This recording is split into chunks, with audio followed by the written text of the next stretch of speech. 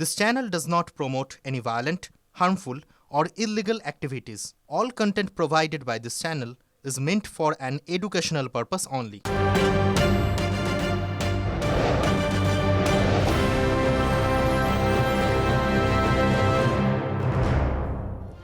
নমস্কার, শুরু করছি সন্ধ্যের সুপার প্রাইম টাইম। সারাদিনের সব বড় খবরে নজর রাখবো। স্টুডিও থেকে লিমা রয়েছে, নিউজ রুম এবং নিউজ ডেস্ক থেকে রয়েছে শুভজিৎ এবং আত্রে।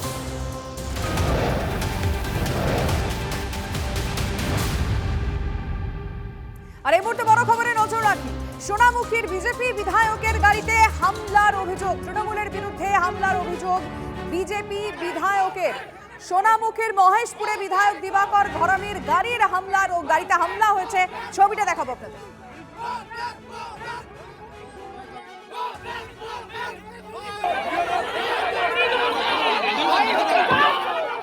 আপনি একটা বাউরি পরে আগুন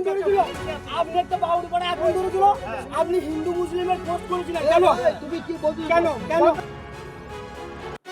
গাড়ি আটকে ইট পাটকেল ছোড়ার অভিযোগ। কথা বলবো এই নিয়ে আমাদের প্রতিনিধি হীরক রয়েছেন টেলিফোন লাইনে। হীরক, ঠিক কি অভিযোগ সামনে আসছে, পরিস্থিতি কি এখন? আমি অর্থাৎ সোনামুখী। হীরক, তোমার কথা শোনা যাচ্ছে না, যদি একটু জায়গাটা পরিবর্তন করা যায়। না, কোনো কারণে হীরকের কথা শুনতে একটু অসুবিধা হচ্ছে। আমরা আরো একবার যোগাযোগ করার চেষ্টা করব। তার আগে ছবিটা আরো একবার দেখাই আপনাদের।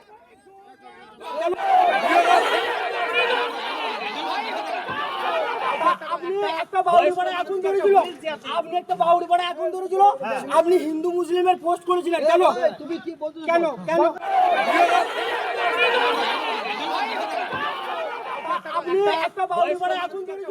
কথা বলবো আমাদের প্রতিনিধির সঙ্গে। হীরক রয়েছেন। হীরক, ঠিক কি হয়েছিল সেই মুহূর্তে, অভিযোগটা কি? দেখো, যেটা জানা যাচ্ছে যে দিবাকর ঘরামি তিনি তার বাড়ির পাশে মহেশপুর নামে একটি বুথ রয়েছে, সেই বুথে তিনি যান আজকে স্থানীয় একটি দুস্থ মানুষকে সাহায্য করার জন্য। মূলত তাকে একটি ট্রাইসাইকেল এবং তার চিকিৎসার জন্য বেশ কিছু নগদ অর্থ ওই পরিবারের হাতে তুলে দেওয়ার জন্য তিনি যান এবং সেটা করে যখন তিনি তার বাড়ির দিকে ফিরে আসলেন গাড়িতে করে, সেই সময় বেশ কিছু মানুষ, মূলত মহেশপুর বুথের বেশ কিছু মানুষ, তারা দিবাকর ঘরামির গাড়ি আটকে বিক্ষোভ দেখাতে শুরু করেন। গো ব্যাক স্লোগান দেওয়া হয়, এমনকি দিবাকর ঘরামির গাড়ি লক্ষ্য করে ইট পাটকেল ছড়া হয় বলেও বিধায়কের অভিযোগ। এবং এই ঘটনায় কেন্দ্র করে সাময়িক উত্তেজনা ছড়িয়ে পড়ে গোটা মহেশপুর এলাকায় এবং তারপর কোনো ক্রমে সেখান থেকে তার সঙ্গে যে কেন্দ্রীয় বাহিনী নিরাপত্তা রক্ষীরা ছিলেন তাদের সাহায্যে কোনো রকমে তিনি বেরিয়ে আসেন এবং বেরিয়ে আসার পরেই বাঁকুড়ার যে সোনামুখী চৌরাস্তা মোড় রয়েছে, সেই চৌরাস্তা মোড়ে তিনি কার্যত বসে পড়েন অন্যান্য বিজেপি কর্মীদের সঙ্গে নিয়ে। তার যেটা দাবি যে এই ঘটনায় যারা দোষী বা যারা অভিযুক্ত তাদের দ্রুত গ্রেপ্তার করতে হবে এবং যতক্ষণ পর্যন্ত না গ্রেপ্তার করা হচ্ছে ততক্ষণ পর্যন্ত এই অবরোধ চালিয়ে যাবেন। তার যেটা অভিযোগ, মূলত তৃণমূল নেতৃত্বের একেবারে তাদের নেতৃত্বে এই হামলা হয়েছে তাদের উপরে এবং এই ঘটনায় সরাসরি তৃণমূল জড়িত রয়েছে। যদিও তৃণমূলের পক্ষ থেকে অভিযোগ করা হয়েছে যে এই ঘটনায় তাদের কেউ সেভাবে যুক্ত নয়।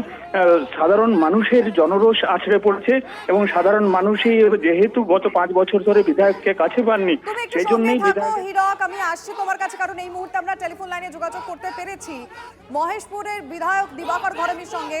আমি একটু সোনামুখীর বিধায়ক দিবাকর ঘরামি রয়েছেন এই মুহূর্তে। আমি একটু জানতে চাইবো আপনার থেকে যে আজকে ঠিক কি হয়েছে। সেই মুহূর্তে ছবিটা আমরা পেয়েছি, কিন্তু আপনার থেকে জানতে চাইবো ঠিক কি ঘটেছিল।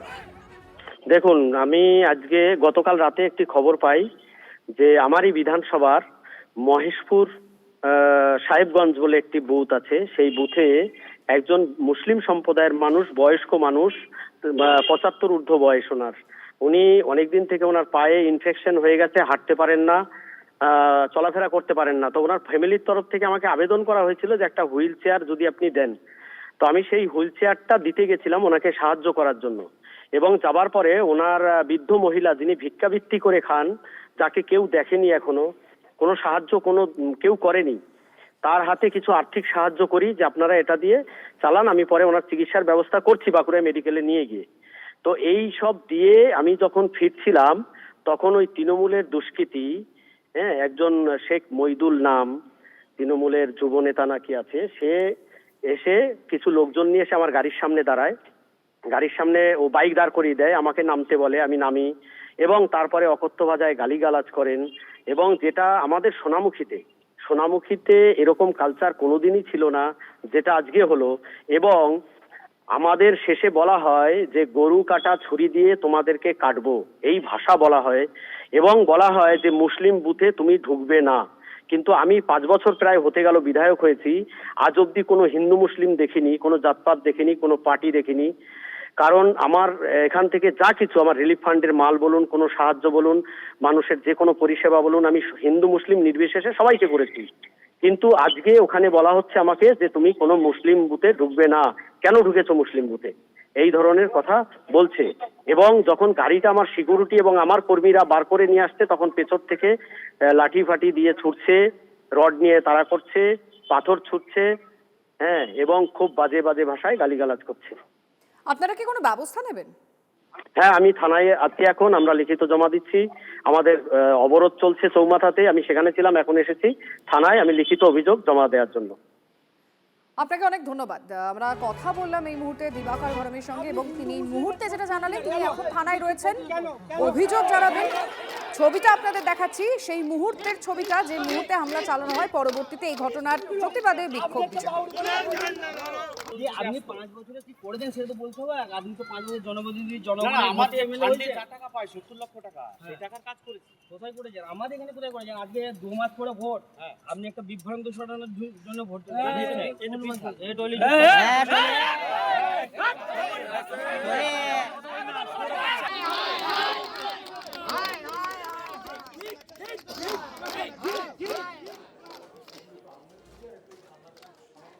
আর এবার আনন্দপুরের ঘটনার দিকে নজর রাখবো। এখনো পর্যন্ত 8 জনের মৃত্যু হয়েছে বলে জানা যাচ্ছে, আর 25 জন নিখোঁজ, অর্থাৎ দুটো সংখ্যায় বেড়েছে।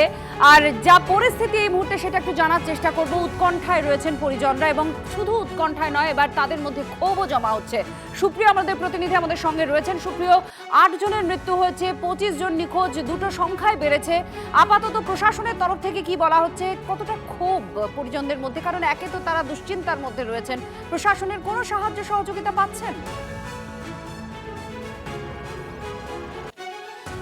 দেখো, ইতিমধ্যে উদ্ধার কাজ যেটা শুরু হয়েছিল সেই উদ্ধার কাজ চলছে। তবে আমরা যে পেছনের অংশে রয়েছি এখান থেকেই বেশ কিছু সময় আগেই, ঘন্টাখানেক আগেই আমরা যেটা দেখলাম যে দুটি ব্যাগে করে কয়েকটি দেহ উদ্ধার করে নিয়ে যাওয়া হয় পুলিশের তরফ থেকে। সেই দেহগুলি উদ্ধার করে ইতিমধ্যেই সুভাষগ্রাম যে হাসপাতাল রয়েছে সেখানে নিয়ে গেছে। আগামীকাল মোমিনপুর যে মর্গ রয়েছে সেখানে এই দেহগুলি পাঠানো হবে। তবে এখনও পর্যন্ত আমরা পুলিশ সূত্রে যেটা জানতে পারছি যে সব মিলিয়ে এই যে গোটা এলাকা যেখানে যেখানে অগ্নিকাণ্ডের ফলে ধ্বংসস্তূপে পরিণত হয়েছে, এর ভেতরে এখনও পর্যন্ত 8টি দেহের হদিশ মিলেছে। এবং সেই সমস্ত দেহগুলো অগ্নিদগ্ধ হয়ে এতটাই খারাপ অবস্থার মধ্যে রয়েছে যে কোনো দেহই কিন্তু শনাক্ত করার মতন পরিস্থিতিতে বা পর্যায়ে নেই। আর সেই কারণে অন্যদিকে এখনও পর্যন্ত পুলিশের কাছে 25 জন পরিবারের তরফ থেকে, 25টি পরিবারের তরফ থেকে তাদের পরিবারের সদস্যদের যে খুঁজে পাচ্ছেন না, তারা হদিশ পাচ্ছেন না, কোনো রকমভাবে যোগাযোগ করতে পারছেন না, সেরকম তথ্য নথিবদ্ধ হয়েছে। অর্থাৎ একদিকে 25 জনের হদিশ পাওয়া যাচ্ছে না, সেই তথ্য নথিবদ্ধ হয়েছে। অন্যদিকে পুলিশ বা দমকল কর্মীরা এখনও পর্যন্ত 8 জনের দেহের হদিশ পেয়েছেন, কয়েকটি দেহ ইতিমধ্যেই উদ্ধার করা হয়েছে। তো এই দেহগুলো কাদের, তাদের পরিবারের সদস্যরা কিন্তু কোনোভাবেই আইডেন্টিফাই করতে পারবেন না, এমনটাই মনে করছেন পুলিশ আধিকারিকরা।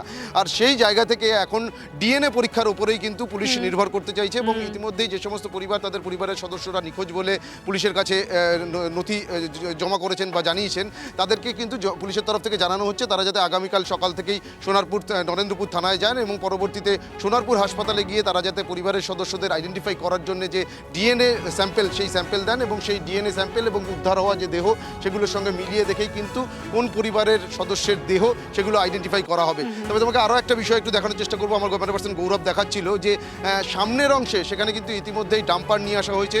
কারণ বিরাট এলাকা জুড়ে এই যে ডেকোরেটার্সের গোডাউন রয়েছে, সেই গোডাউনের যে টিনের শেড সেটা দুমড়ে মুচড়ে ভেঙে নিচের দিকে পড়ে গেছে। আর যার ফলে সেখানে কত দেহ বা কেউ আটকে আছে কিনা, থাকলে কি অবস্থায় আছে, সেটা এখনও পর্যন্ত স্পষ্টভাবে দমকল বা পুলিশের তরফ থেকে জানা সম্ভব হয়নি।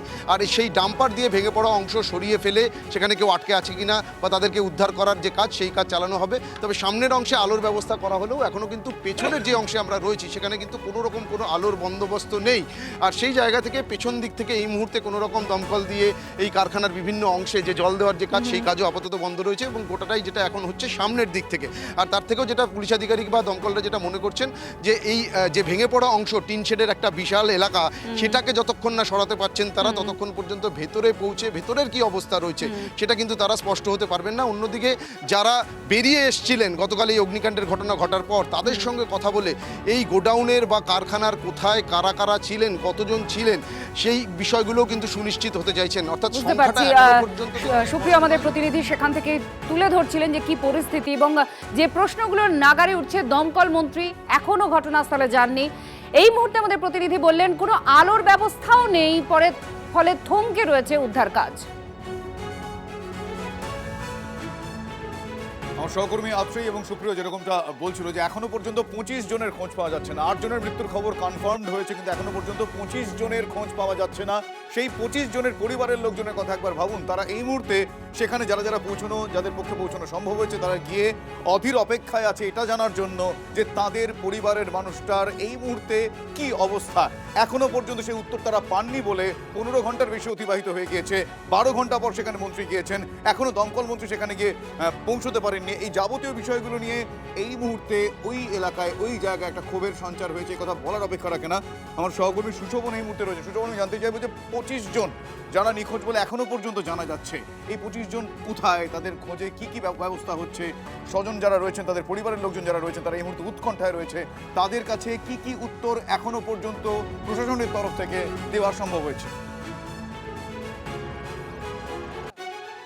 দেখো, উৎকণ্ঠা আর উদ্বেগ একই সঙ্গে বাড়ছে, তার কারণ 24 ঘন্টা প্রায় ছুঁই ছুঁই একজন রয়েছে। আচ্ছা, আপনার এখানে কে কাজ করতো আর আপনি কোত্থেকে এসেছেন? ছেলে পশ্চিম মেদিনীপুর থাকতে জলচোক, পিংলা জলচোক থাকতে এসেছে। ছেলের সঙ্গে কালকাতে কথা হয়েছে? রাত্রি 9টার সময় বৌমা কথা হয়েছে, তারপরে আর কোনো কথাই হয় না। আজকে কি বাড়ি ফেরার কথা ছিল? না, আজকে বাড়ি ফেরার কথা নয়, এমনি কাজের ইতে আছে, বাড়ি যাবে কালকেরও। পুলিশকে জিজ্ঞেস করলেন? পুলিশ কিছু বলতে বলল আপনার ছেলের খোঁজ? না, কিছু খোঁজ দিতে পারে না। দেখো, তোমাকে আমি ক্যামেরাটা আরো একটু ঘুরিয়ে দেখাবো যে আমি যেইখানে একেবারে দাঁড়িয়ে রয়েছি, এখানে কিন্তু প্রত্যেকেই তার পরিবারের প্রিয় সদস্যটি কোথায় সেটাই কিন্তু তারা এখন জানতে চাইছেন, এবং তারা তাদের কাছে এটাই সব থেকে বড় প্রশ্ন। এখানে যারা রয়েছে তাদের সঙ্গে একটু কথা বলার চেষ্টা করি। আচ্ছা, আপনি কোত্থেকে এসেছেন? তমলুক দল আপনাদের মানে পরিবারের সদস্য এখানে কাজ করতে? ভাই রাজু মান্না। এখনো পর্যন্ত পুলিশ কিছু বলতে পারলো? কিছু বলতে পারেনি, কিছু বলতে পারে না পুলিশ প্রশাসন, কিছু বলতে পারেনি। এখন তো ওই দিয়ে পেলোটার দিয়ে সরানোর কাজ শুরু তো করে দিচ্ছে, কিন্তু কিছুই তো দেখতে পাচ্ছি না। রাতের অন্ধকারে কি করে যাচ্ছে আমরা তো বুঝতেই পারছি না। তুলে ফেলে দিচ্ছে হয়তো, ওখান থেকে আগুন জ্বলছে হয়তো, তুলে আবার ফেলে দিচ্ছে, তুমি কি করে জানতে পারো? আবার তো ধরতিছে, পুরো তো দমকল নিবাইনি, আমরা কি করবো? আমরা বলতে যাবো? কিছু চিনতে পারা যাবে, কিন্তু আগুন দিয়ে তো লিবাচ্ছে না এখন, যে জলটাকে আগুন দিয়ে জ্বলছে আছে, লিবানো তো উচিত ছিল, কিন্তু এখন দমকল আগুন দিয়ে নিবাচ্ছে না। জিজ্ঞেস করি, কতক্ষণ ধরে এখানে আমি দাঁড়িয়ে আছেন মধ্যে, আপনি কখন এসেছেন? আমরা এসেছি ধরুন প্রায় 3টে থেকে। এখনো দাঁড়িয়ে রয়েছেন? পুলিশকে জিজ্ঞেস করেছেন যে আপনার বাড়ির সদস্যের নাম দিয়ে? হ্যাঁ, জিজ্ঞাসা করেছিলাম, পুলিশ কিছুই বলতে পারছে না, কোনো তথ্যই দিতে। অলরেডি আমরা ডকুমেন্ট সব কিছু দিয়েছি, জমা দিয়েছি। স্যার বলছে ওয়েট করুন।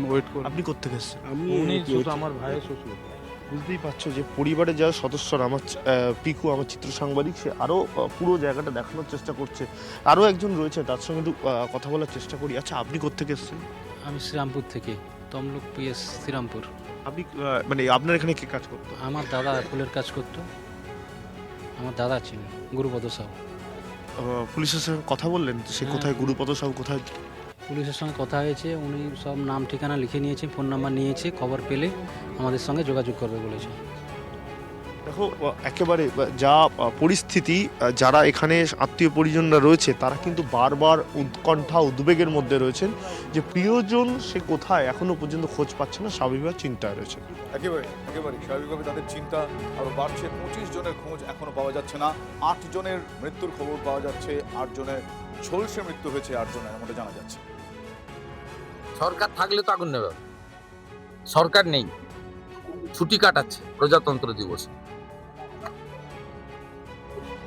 সরকার নেই, আমাদের ময়নার একজন ছেলেও মিসিং আছে। সরকার না থাকলে যা হয় চলে যাবে, চিন্তা নেই।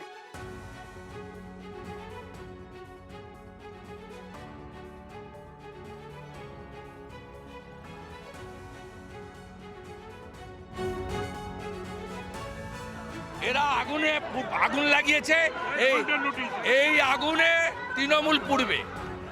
এপ্রিল মাসে তৃণমূলকে পুড়াবে মানুষ। দমকলের পৌঁছানো, রেস্কিউ রিলিফ যেভাবে করেছে, অনেক মানুষকে মৃত্যুর মুখে ফেলে দেয়। দমকল নন পারফর্মিং, বিক্ষোভের ভয়ে কোনো মন্ত্রী যায়নি। 8 ঘন্টা পরে অরূপ বিশ্বাস গেছে খোঁজ খবর নিয়ে। চোর শুনেছে না ওদের নারায়ণগড়ের এমএলএ, অরূপ যদি চোর শুনে সেই জন্য দেরি করে গেছে। তারপরে দমকল মন্ত্রী তো এখনো দেখা নেই, আমি জানি না গেছেন কিনা। বহু লোক ওখানে মারা গেছে ও মেদিনীপুরের অনেক ছেলেও আছে ডেকোরেটরের কাজ করতে। আমরা নজর রেখেছি। এই মুহূর্তে আমরা ওখানে গিয়ে উদ্ধারকারীদের কাজে বাধা সৃষ্টি করতে চাই না বা ছবি তুলতে চাই না। আমরা যা করার করছি। আগুনের পরিমাণটা এতটাই ভয়াবহ যে খুব প্রম্পটলি কিছু করা যাচ্ছে না। সব থেকে বড় দাবি যেটা হওয়া স্বাভাবিক আর কি, যে আইডেন্টিফাই করতে হবে যে ভেতরে কজন ছিলেন এবং তাদের পরিবারের লোকের এটা খুব ন্যায্য দাবি। এখন কিছু বললে না ওটা একটু ইরেসপন্সিবল হবে, কারণ এটা তো প্রশাসনিকভাবে পুলিশও দেখছে। আর যতক্ষণ না ভেতরে ঢুকে পুরো আগুনটাকে সাবসাইড করিয়ে অ্যাকচুয়ালি বোঝা যাচ্ছে না যে কতজন রয়েছে। কিন্তু আমরা চাইবো যে যেন ন্যূনতম সংখ্যা হোক। দমকল মন্ত্রী এখন কোথায় দম দিচ্ছে উনিই বলতে পারবেন। আমি তো প্রত্যেক মাসেই বলি যে এই মাসে 2 মাস অপেক্ষা করুন, হয় কোথাও বোমা ফাটবে, অবৈধ বাজি কারখানায় কোথাও আগুন লাগবে, না হয় কোথাও কোনো বাজারে ওই যৌতুকগৃহ তৈরি করে রাখা হয়েছে কলকাতা সহ বিভিন্ন এলাকায়, সেখানে আগুন ধরবে। পশ্চিমবঙ্গের এটা তো রেগুলার ইন্টারভ্যালে এই ধরনের ঘটনা ঘটছে। আবার 2 মাস অপেক্ষা করুন, আবার হবে। কোথাও হয় আগুন লাগবে, না হয় কোথাও বোম ফাটবে, না হয় কোথাও অবৈধ বাজি কারখানাতে আগুন লাগবে। একটার পর একটা বেআইনি রিসোর্ট থেকে শুরু করে বাবুদের বাগানবাড়ি থেকে শুরু করে তৃণমূলের পঞ্চায়েত মেম্বারদের ওখানে 2তলা 3তলা বাড়ি জলা জমির ওপর ওখানে অবাধে হয়ে চলেছে। ইস্ট ক্যালকাটা ওয়েটল্যান্ডের এরিয়াল ম্যাপ কলকাতা শহরের আজ থেকে 10 বছর আগে যে জায়গাগুলোকে নীল দেখাতো, এখন সেই জায়গাগুলোকে সবুজ বা ধূসর দেখাচ্ছে। সবুজ মানে সেখানে মাটি ফেলা হয়ে গেছে, ধূসর মানে সেখানে ইটবালি সিমেন্টের কনস্ট্রাকশন হয়ে গেছে। এই কাজগুলো চলছে, ওরা এই করে করে ফুলা ফেপে উঠছে, ওদের পঞ্চায়েত মেম্বার, ওদের এমএলএ, ওদের এমপিগুলো, আর মাঝখান থেকে এই ঘটনাগুলো ঘটছে। সরকার ওদের থেকে ঘুষ নিয়ে, টাকা নিয়ে, বিনা লাইসেন্সে, বিনা পারমিটে তাদেরকে পারমিশন দিয়ে দিয়েছে, তাই এটা চলছে। এখন পর্যন্ত আগুন কন্ট্রোলে এসছে, ধোঁয়াটা ভেতরে রয়েছে। কেএমসি ডেমোলিশিং লোকেরা এসছে, ওগুলো খুলে আগে ধোঁয়াটা বার করতে হবে। ধোঁয়া না বার করলে তো ভেতরে ঢোকা যাচ্ছে। ফায়ারের সোর্সটা কি? সেটাই এই মুহূর্তে এত আর্লি এটা আইডেন্টিফাই করা সম্ভব না। একটা গোডাউন, তার পাশে আরেকটা গোডাউন, দুটো গোডাউনের ভিতরে লেগেছে। ফলে তারা কিন্তু আগুনটি কিন্তু অত্যন্ত তৎপরতার সঙ্গে আগুনটাকে কন্ট্রোলে আনা গেছে, কিন্তু এই মুহূর্তে ধোঁয়াটাকে এখনো কন্ট্রোলে আনা যায়। ভয়ানক পরিস্থিতি, এখনো পর্যন্ত আইডেন্টিফাই করাই মুশকিল হয়েছে। আনন্দপুরে এই ভয়াবহ অগ্নিকাণ্ডে নিখোঁজ পূর্ব মেদিনীপুরের নন্দকুমারের সন্দীপ মাইতি। উৎকণ্ঠায় তার পরিবার। আনন্দপুরের কারখানার লেবার কন্ট্রাক্টর ছিলেন সন্দীপ। গতকাল থেকে তার কোনো খোঁজ মিলছে না। ইতিমধ্যেই আনন্দপুরে পৌঁছেছেন সন্দীপের স্ত্রী। গতকাল রাত 10টা নাগাদ পরিবারের সঙ্গে শেষবার ফোনে কথা হয় তার পরিবার।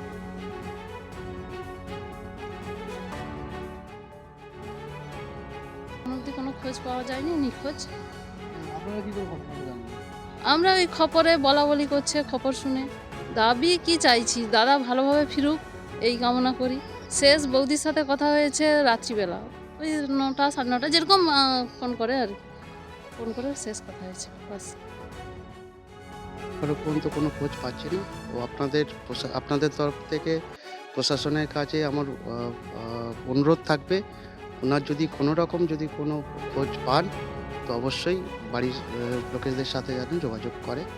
অলরেডি কিছু ওনার স্ত্রী ঘটনাস্থলে পৌঁছেছেন, ওনার ভাই ঘটনাস্থলে পৌঁছেছে, তো ওনারাও খোঁজখবর চালাচ্ছেন। আপনাদের তরফ থেকে প্রশাসনের কাছে একটাই অনুরোধ থাকবে কি যদি কোনো ধরনের কোনো খোঁজখবর পান অবশ্যই যোগাযোগ করবেন। ওটা গঙ্গাবাবু বলে ওই মালিক ভদ্রলোকের নাম, ওনার হেডাই বাড়ি ওই গোডাউনের ওখানে ওই ফুলের সব ডিজাইন ফিজাইন হতো। ওটা মালিক উনি, কিন্তু গোডাউনটা ওনারই, ওখানেই লেগেছে আগুনটা। ওদের যে ব্যাপার না দেখলে গোডাউনের ছবি আমি তো দেখেছি, মানে বহুদিন থেকে ওইসব শুকনো মালটাল পড়ে আছে, মানে কোনো মানে কি বলে প্রশাসন কোনো কিছু মনে হয় জানে বা কি করে আমার জানা নেই। প্রচুর প্রচুর রাজ্য বাজার তো মানে শুকনো, তো ওতে শুকনো এসব ফুলের কাজ, মানে শুকনো প্লাই ফ্লাই এসব দিয়ে কাজ। একই দিনে শহর কলকাতার সাক্ষী থাকলো একেবারে জোড়া অগ্নিকাণ্ডের। একদিকে আনন্দপুরে যখন ভস্মীভূত পুরো কারখানা এবং অপরদিকে দেখা যাচ্ছে মল্লিক বাজারে সেখানে একটি ফাঁকা ফ্ল্যাটে আচমকাই আগুন লেগে যায়। মল্লিক বাজারের এই ফাঁকা ফ্ল্যাটে আগুন লাগে এবং আতঙ্কে ফ্ল্যাট ছেড়ে রাস্তায় নেমে আসেন বাসিন্দারা। দমকলের চেষ্টায় পরিস্থিতি নিয়ন্ত্রণে আসে। গ্যারেজ থেকে ফ্ল্যাটে আগুন ছড়ায় অনুমান দমকলের। দেখতেই পাচ্ছেন আপনারা সেই ছবি আপনাদেরকে দেখাচ্ছি। যে মুহূর্তে আগুন লেগেছিল দাউ দাউ করে জ্বলতে থাকে সেই ফ্ল্যাটটি। দেখুন সেই ছবি, দুটো ছবি, একদিকে মল্লিক বাজার এবং অপরদিকে আনন্দপুর। একই দিনে শহর কলকাতার সাক্ষী থাকলো দুটো ভয়াবহ অগ্নিকাণ্ডের ঘটনা।